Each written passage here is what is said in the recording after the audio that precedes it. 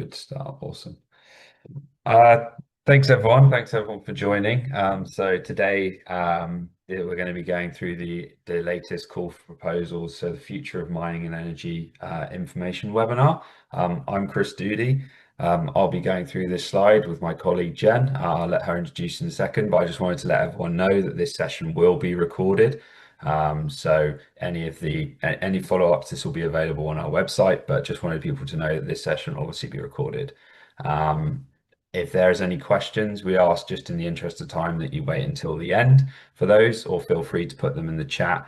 Any project specific, like relevant to your organization, my recommendation would be to reach out to us after. But if there is anything that's sort of relevant to the full webinar participants, then yeah, feel free to put them in the chat or wait till the end. I am Chris Doody, as I said, so I'm Director of Investment Oversight. I am the investment lead in this call for proposals. So I'll be going through a lot of the slides, but Jen, over to you just for an introduction.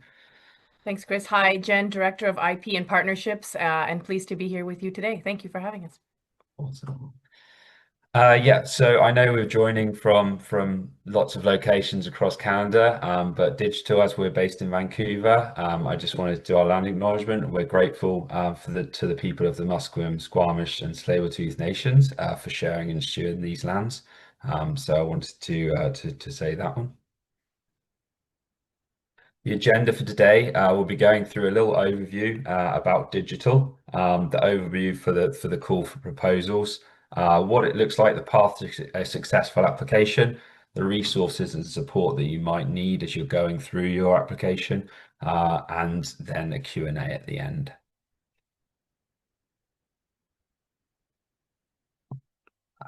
So Jen, over to you. Awesome. Thanks, Chris. So thank you very much. So yeah, as Chris was mentioning, before we get started kind of and going into the sort of the current call details, as we've got quite a number of new faces joining us today, we'll just take a few minutes to share a little bit about Digital. Next slide, please. So Digital, as one of 5 global innovation clusters, we've a pan-Canadian presence, and as you can see, a diverse community of over 1,500 organizations that focus on advancing digital solutions critical to Canada's health and prosperity, advancing environmental health and strengthening the natural resources sector, and strengthening it to succeed in a prosperous low-carbon economy, supporting health and life sciences outcomes, and building a skilled talent base for the digital world. Next slide, please. We are an innovation ecosystem organization with a Made in Canada for the World ethos. And through this collaborative innovation model, which we're going to further unpack through this time that we have together, it really sort of is grounded on together better than any one single organization could alone do to solve these big problems. Consortia that are coming together to build trusted relationships, sharing knowledge, risk, and financial investment. And through Digital, through our co-investment, which we'll speak to a little bit further, industry partners, we're working together to de-risk this tech development and accelerate commercialization. Next slide, please. This is a graphic representation of how consortiums come together. And as we go through the course of this next hour together, you'll see that there's no one size fits all. Each is unique to the solution, like the challenges that they're trying to solve. Digital contributes with non-dilutive funding and ensures that each project has also an articulated IP strategy and that the customer voice is fully engaged from the start in ensuring product market fit and strengthening commercial strategies. So the different elements sort of this wheel as you're sort of thinking about what your consortiums are going to look like and how they're all going to kind of come together to solve these large problems. They may have not all of these same elements. They may have more or less than one, but on some level, there's going to be components of each as your partners come together in forming this. Next slide, please. I think also too, more broadly speaking, as we talk around the core principles around collaborative innovation, around de-risking through co-investment and that demand-driven customer voice at the table, It's also sort of, as you envision this more broadly, looking at capturing Canada's economic potential in leading Canada's AI advantage, exploring new opportunities for leadership where there are categories in digital service agents and AI-enabled robotics and how they can help advance these solutions, in accelerating also the commercialization of genomic-focused initiatives across health and across natural resources, as well as the adoption of Canadian quantum solutions for novel applications in safety and security, operations and logistics, and addressing these global challenges. Next slide, please. This just presents sort of a current snapshot of our impact to date. And as you can see from the different tiles here, nearly 80% is invested with SMEs. Almost 90% of all assets generated to date are generated by the SMEs, and that includes over 60 patent applications to date. Our impact includes deployment in every single province and territory in Canada, and now almost in every country and all continents except Antarctica, through the World Health Organization's deployment of a Vancouver-based solution, which formed the backbone of global clinical decision support guidance from antimicrobial resistance. We're also starting to see the knock-on effect with members raising new equity investments spurred on by those IP assets that are being generated and commercialized. And investments are supporting talent and workforce development and helping to expand the capacity of Canadian communities and individual skills to participate in this digital economy, short cycle training, and rapid skilling systems. Next slide, please. As we go a little bit further into this, I'd just like to take a moment to share around the co-investment model and this principle around collaborative innovation and how it comes together. So to sort of reiterate as we go through that this is not a grant. It's based on a cost incurred model, non-dilutive, non-repayable funding to Canadian innovators. Participating organizations, as you can see outlined on the slide here, need to be able to manage this funding model and have those resources available to upfront the costs. There are specifics around what are eligible expenses, and that more of that can be found in the co-investment guideline available on our website. And payments are made to eligible members based on actual eligible costs incurred at 35% of those costs that are direct and incremental and linked to the project outcomes, which include, but are not limited to, salaries, equipment purchases, and travel. And as you can see, in this sort of model here at the very bottom is that, all of the consortium partners, including digital, are all sort of sharing in this investment and coming around the table together. Next slide, please. I'd also like to note that some of these costs require pre-approval, things such as capital expenditures, which are greater than $1 million, as well as foreign costs and the rationale and the justifications around that, which consortia work through during the budget formation and as you move forward through the application process. Co-investment and more broadly, collaborative innovation is premised on that all have skin in the game, and that is demonstrated by a meaningful commitment into the project, reflective of each consortium. Again, it's no one size fits all, it's unique to each, and investment is not always dollars. It can include licenses, data, and other things towards these project outcomes. Next slide, please. And as related around sort of digital and membership, digital has two categories of membership. Associates, which are organizations which are able to come together and participate in the collaborations, but which are not eligible for funding and also do not have any associated membership fees, as well as members that are making a commitment to co-invest and that are gaining access to this funding. And collaboratively, both groups as well as other innovation actors in the ecosystem are coming around together to join forces and to advance these solutions that they're putting out there. And both associations and members are eligible to participate. And again, as we mentioned, with the caveat that associates pay no membership fees, are not eligible for funding. And with that, I'll take a pause here and can pass it over to Chris for the second portion of this and to get a bit more into the call details. Awesome. Thanks, Jen. Yeah, so today really a lot of the reason why you guys are here, I guess, it is really about the mining and energy call for proposals. So I'll be going through sort of an overview, the areas of interest, the eligibility for participation, and then what the application and selection process looks like. So the call for proposals, we've received 22 million of investment from the Federal Global Innovation Clusters Program. Really, that is for the mining and energy sectors, prioritizing initiatives that strengthen Canadian supply chains, produce production efficiency, and accelerate speed to market. Now, project teams will need to be a minimum of 3 partners and at least 1 SME and at least 1 customer. Now, research and academic institutions are recommended, but they are not a requirement for this program. But projects will need to demonstrate there is an industry academic relationship that's sort of going to be generated as part of this project. But as a core consortium partner, research and academics aren't required for this particular call for proposals. The minimum project size is 8 million, and that's total project cost. So as Jen was saying, that pie chart, that's for all the project partners. Digital obviously will be providing the 35% co-investment on that, but the 8 million is made up by all consortium partners. That is a minimum. There is no maximum. But obviously our 22 million of funding is our cap. If all projects that came in were roughly around 8 million, just based off the maths, we're looking at about 5 to 6 projects, but that's obviously dependent on size that comes in.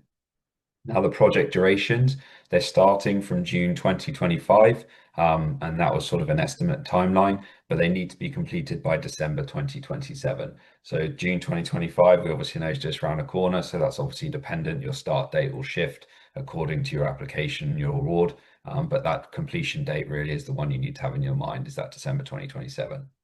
The project designs, now they should include innovative R&D, and that really is that generation of foreground IP or its enhancements to background IP.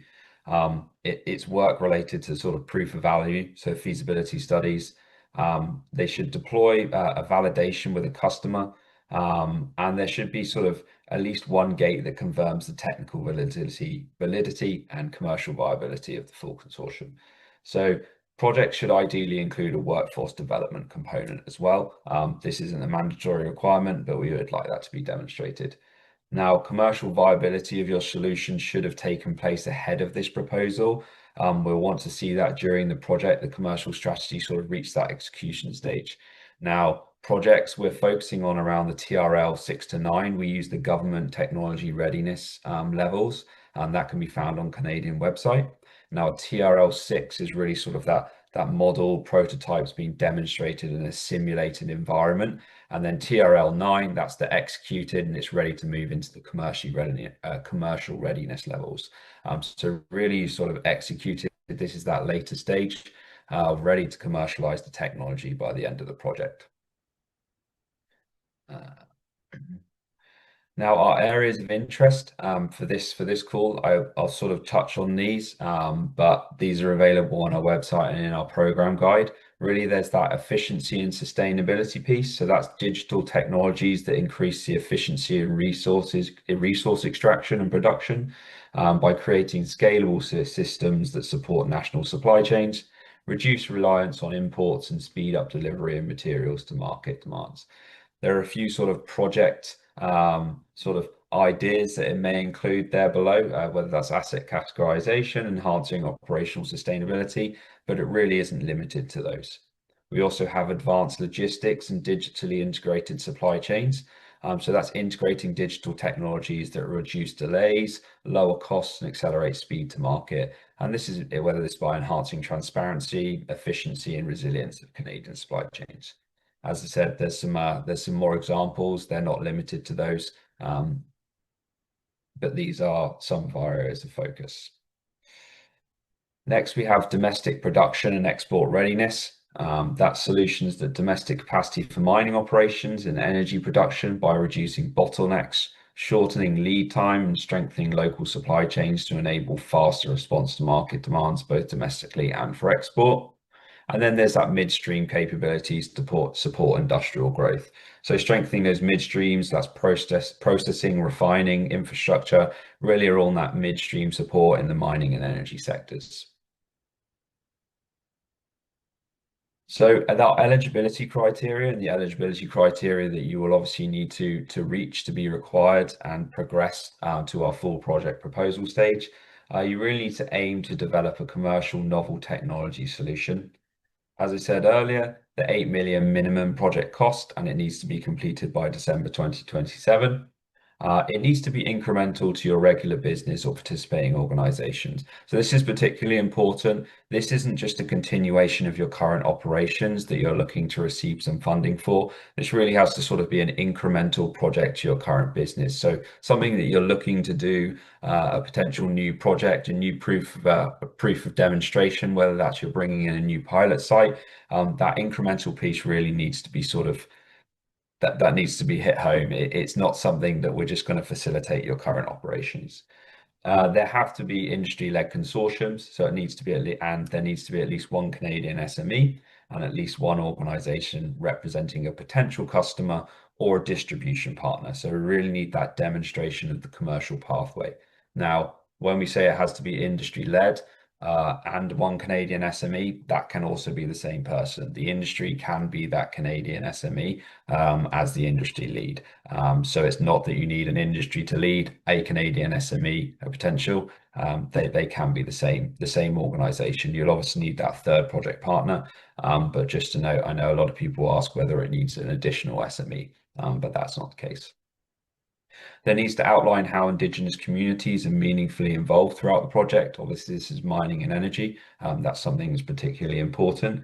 And then drive the creation of new intellectual property, as I said, whether that's foreground IP generation or enhancements to background IP that you might be working on. And it needs to meet the eligibility requirements defined in the program guide. Those materials we can share with you after this webinar. Now, the application process. So it's a two-stage process. We have an initial intake form, which we would call an expression of interest. That's an online form, and that online form really is there to assess the eligibility of your project. We've tried to make that as simple as possible, and there's really only a couple of questions that you'll be answering, and that's your program, the outline to the project and how it aligns with our program, as well as some tick boxes really to say whether you meet our eligibility requirements. If you're successful, that's reviewed internally by the Digital EOI Review Panel. And then if you are successful and you meet our requirements, you will progress to the full project proposal. Now, this really is where your sort of the determination of scaling potential, your project idea, team, commercial, and the ecosystem, and the independent project selection committee is the ones that will be selecting this. So an independent project selection committee that's external to Digital, you'll be presenting to them, and they're the ones that are recommending the decision to Digital for us to invest. As part of that full project proposal package, you will be given all of our contracting materials. So all of your legal reviews from your organizations and the consortium partners can happen sort of beforehand. So when we reach the contracting stage, there's no surprises. So really that MPA, that master project agreement that you'll be signing, you will have already reviewed that material. And so it's not something that we need to go back for and there's any holdups there. All of this and submission is done by our proposal portal, and the access will be provided to the primary proposal contact. So the person that submits that initial intake form, they will be given access, and that's how you submit the full project proposal. So really estimates of the call timelines. There's no deadlines to this call, and this is going to be a continuous intake until all our funds are committed. So there's submissions evaluated on a first come, first served basis. We launched the call around March 26th, and that was sort of just prior to the federal election announcements, etc. So it was almost like a rushed announcement. Just we needed to get that one out there, so the comms channels were open. But yeah, we've been expecting the EOI submissions have sort of been coming through April. And the earliest of our FPPs, so those that have already been invited to submit full project proposals, those are looking to be submitted around now in May. You'll actually be able to see on our website, we have a committed chart, which is our live chart of how many proposals that have been submitted, how many invited to the full project proposal stage. So I recommend using that as a sort of a good little gauge on the website of our current submissions that are in our system and through the approval process. So general tips. Our recommendations, and this is just based off our experience. Sorry, let me just have a we agree on a single proposal writer, someone that's going to hold the pen. Now, obviously, this is a collaborative application process, and we do recommend that there is all the voices around the table, but it's really beneficial to have one proposal writer, someone that's holding the pen, so it's almost like a universal language for your organization. You can see actually in the bottom right, we say that highly recommend that a third-party PM is engaged starting as the FPP development. So whether that person is the one that's holding the pen on this, and as I said, it's really to speak that universal language of the consortium. Remain disciplined, sort of maintain the team momentum. This isn't a marathon. This is a marathon, sorry, not a sprint. This is a long process, and you guys are going to be working together for a long time. So really, you want to stay on track with the application process. I know when people get given a deadline, they wait till that final deadline to submit. We've all been doing it through our academic days. But yeah, that's just something that's human nature. But yeah, please stay on track with it. Ensure the eligibility and evaluation criteria met. These are in the program guide. I'm going to go through the evaluation criteria in a second. But yeah, please do review those. Start the hard conversations early. Hint, these are often in relation to IP creation, ownership and sharing, and go to market commercial arrangements. Yeah, so these conversations, they're obviously going to be going out throughout your project, but during your application process, we are going to need to know sort of how that data is going to be shared, who is going to be owning the IP, whether there shouldn't be any exclusivity sort of around commercial terms. This has got to be a scaling opportunity. We don't want a situation where the customer involved in the project is the only person that can actually have access to the technology. This is to scale commercial technologies. So this isn't something that there should be any exclusivity attached to it. Keep product and commercial focus from the outset. And then reach out to the digital team to support. We're here to support you throughout the process. If you make it through for the EOI stage into that full project proposal, you will be assigned an investment lead from digital team, and they're here to support and answer any questions as you work through the application. So our evaluation criteria, we really have a team and management plan, commercial impact, technology innovation, and ecosystem impact. As you can see, the commercial impact is that highest weighting in our evaluation criteria.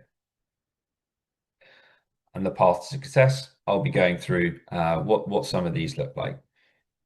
So the team and management plan, really the composition of the consortium is balanced. We want to see that it's a balanced team that are coming together, and it's a natural partnership for all organizations. It's mutually beneficial. The consortium has the necessary expertise and capabilities to actually carry out, whether that's the technology, the team members that are involved. There's also that financial piece. We need to understand that you guys have the capital to actually carry out this project. The added value through collaboration strengthens connections between private, public, and academic organizations. All consortium partners stand to benefit commercially, scientifically, or academically from the project. There's a robust project governance structure with experienced independent project management. And really, that's where we're saying bring that project management earlier on. We want to see that this is a collaboration. It's often difficult. You have multiple voices at the table. We need that expertise in the project management piece. A realistic execution plan with a reasonable schedule and cost structure. And then financial and service commitments are clear for each participating organization, and each organization can finance and deliver their commitments. So yeah, we want to make sure that you have the runway to actually complete the full project. Commercial impact. So the commercial viability validated with sector stakeholders, both users and buyers in the target market. We want to see that it's a market validated approach. So that's why we have commercial partners involved in the project from the start. They aren't just a potential customer. We're not saying that they have to have a commitment to purchase. Obviously, the end goal would be that you've created a technology that they want to commit to purchase, but by being involved in this project, this isn't a commitment to purchase. They really are going to be working with you collaboratively, saying this is what the market needs. You can use us as a pilot demonstration site. This is what we're seeing the market needs. We're validating it. It's that back and forth, that it's R&D, but it's really sort of like the commercial stage R&D, so that they're giving you that market validation. Accelerates the scale up of Canadian businesses by integrating into value chains, attracting investment, driving international opportunities, expanding market share, and or growing revenues. Now, Canadian organizations are going to actually receive that co-investment, the eligible Canadian organizations, I should say, but we aren't holding you to that. If you have international opportunities, international pilot sites, the customer is also representing an international market, you can also carry out that work there. Now, we would only fund the Canadian cost associated with that. That's federal Canadian funding. We wouldn't want to see that investment leaving. But those costs, and if your organizations are sending people over to actually work on those pilot sites, now that would be seen as a Canadian cost because they're a Canadian representing, they're just representing abroad, working abroad. Commercial impact, we want to understand of target markets and the competitive landscape. There's a clear path to commercialization with a robust go-to-market plan, a realistic revenue forecast, and ROI for Canadian businesses. Now, as part of the full project proposal, your commercial outputs will need to be outlined. These obviously are your proposed commercial outputs. We understand throughout the project that might change, but your proposed commercial outputs and your go-to-market strategy will be outlined in the full project proposal. So these need to be realistic. And the higher the number doesn't necessarily the more rewards. What we want is a realistic revenue forecast. The usability, adoption, and procurement requirements are all well considered. Now, procurement, that's particularly important in the healthcare sectors, but really that usability and adoption, procurement, whether you're working with the provincial municipalities, that procurement piece and the vendor piece needs to be considered.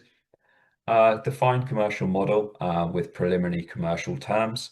So that's also the proposed commercial terms for those commercial outputs. What that looks like, as I mentioned earlier, that exclusivity, we don't want any exclusivity. This is a scalable commercial technology. Now, there can be early adopter pricing, etc., things to consider in those commercial terms. As the pilot demonstration, there's always that reward from that piece. But the exclusivity, we would like this opportunity to scale. Commercial entities have a proven commercial success. Now, the technology and innovation. So the clear articulation of the new commercial products, platforms, and services that will result from the project. So we want to see actually what technology is being developed as well as the project, the scales that they start. So that TRL 6, as I said, we'll be prioritizing and how it's progressing through the pathway all the way to that TRL 9 and then into commercial readiness. The degree of novelty and innovation in the use or application of the technology in the sector, how unique is it? Is anyone else doing it? Are there any competitors? The resulting technology advances on commercial state of the art, technical achievability, scalability, and risk, significant development of new intellectual property and a clear and compliant IP plan. So you'll be working through our IP regulations. Jen is in charge of our IP, and so she'll probably be supporting you most likely through that FBP process. Understanding of data sharing requirements with access to required data sources. What data sources will you be using? What data will you be collecting? How will you be using it through the technology innovation? You really need to think through these pieces, and that's why we have it in our full project proposal. And it's a good opportunity for you actually to think through the project scope beforehand. Demonstrated understanding and commitment to the safe and reasonable use of data and technology. So we want to make sure that data, that you're using it appropriately. Ecosystem impact and sustainability. So the potential to grow and scale world-leading Canadian enterprises, including SMEs. Now, the global innovation clusters, we're really focused on scaling Canadian organizations. So this is one of our mandates, and we really want to make sure that this technology that is being created, there's the potential to grow and scale. Benefits to Canada beyond the participating organizations. whether that's fighting climate change, addressing supply chains, economic impact, stimulating economic growth. There's new job creation, skills and talents development. That really is that workforce development piece. What new roles are the organizations going to need to take on as part of this technology advancement? What training, what skills adoptions are you going to have? Are you going to have any academic institutions working with you as in interns? There's potential there, and that's also a good demonstration of that industry academic engagement. Advances equity and diversity, and then strengthens connections between researchers and industry, academia, research institutions in Canada and abroad. So our resources and support, on our website, you'll find the program and the co-investment guides. This has some FAQs, updates and announcements, and webinar links. So really, this is the program guide that you're going to be reviewing. A lot of the material that we've gone through today, that's all available in the program guide. So it's a good resource, and it's definitely worth reviewing as you're going through the application process. We really want to make sure that your project aligns with this call for proposals in this program. So please do review the program guide and also the co-investment eligibility criteria. Community portal. So this is for associate and member access only. This is where you can get your digital reports, project related templates. So this is really post project selection where you're actually getting the reporting, the approvals, our policies, etc. And then access to proposal portal. So this is going to be given during concept submission. As I said earlier, the person that submits that initial intake, they'll be invited to our proposal portal, and this is where you can go through the full project proposal process and actually upload all documentation as you progress into the next stage. And you can also see the status of your current submission. Here we have our support mailbox.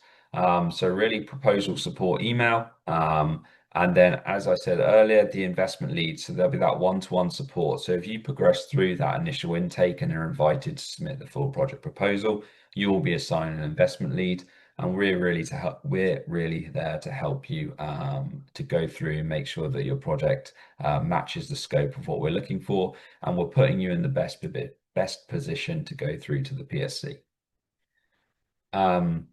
My recommendations is if there's any project specific questions, as I said, this is obviously recorded, that you would reach out to this proposal support mailbox for any sort of unique bespoke questions related to your project concept ideas, just in the interest of confidentiality. So next steps, really review the program and co-investment guides, formulate your project concept. If you have any questions, please do reach out to Digital, whether that's an idea that you think, I'm not sure whether this completely aligns with your program. I'm happy to answer those, and I'll be the one sort of responding to you with that. So yeah, please do just reach out to that proposal support, and we can review. You can even send me a brief summary of your project, what you think it's going to look like, and I can have a little review of that and see where that's a good fit. I might have a few more questions to ask you, but yeah, please do just reach out and then submit your project concept via our website. So thank you, and that's it for today. So I guess over to the Q&A portion. Guess I could stop sharing.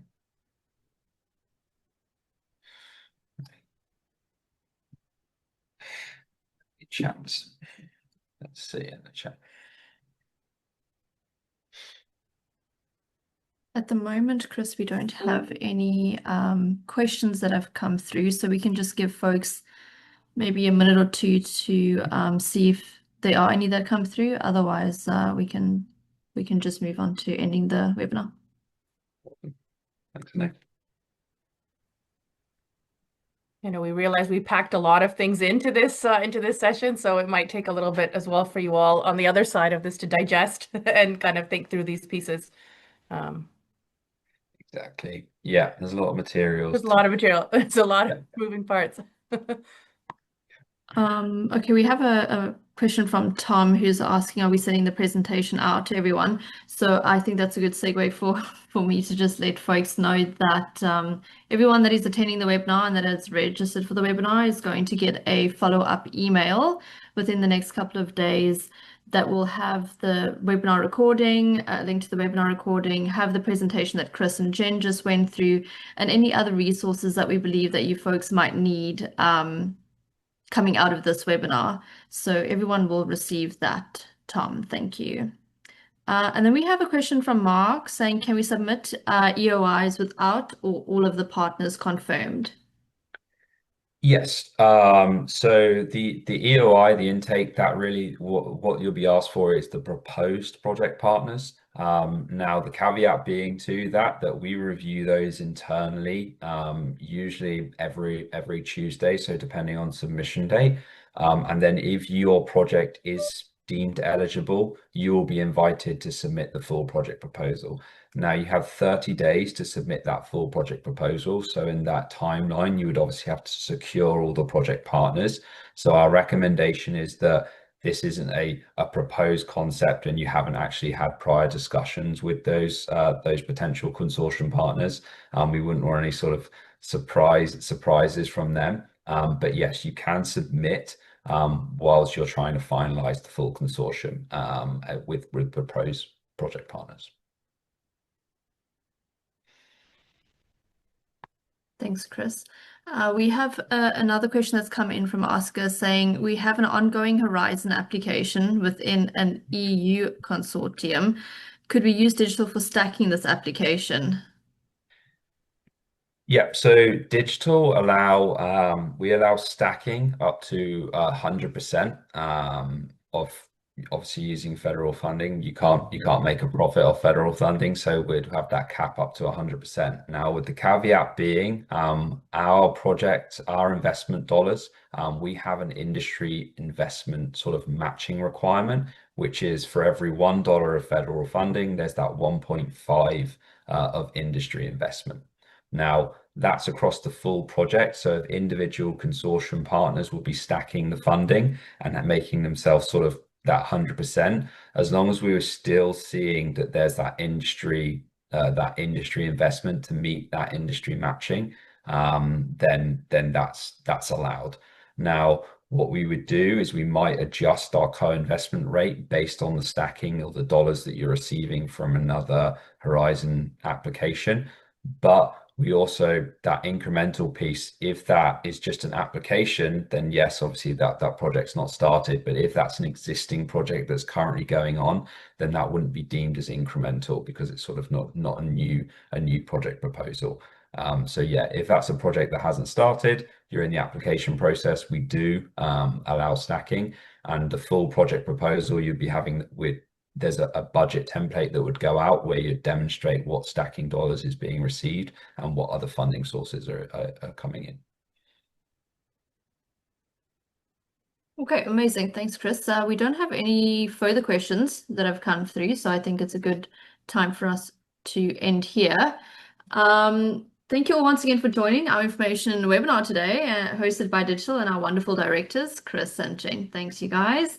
All those attending today will receive a follow-up email in the next couple of days with any resources discussed throughout the session and the webinar recording. And that's it from us at Digital. See you on our next webinar session. Thank you. Goodbye. Thanks. Bye. Bye.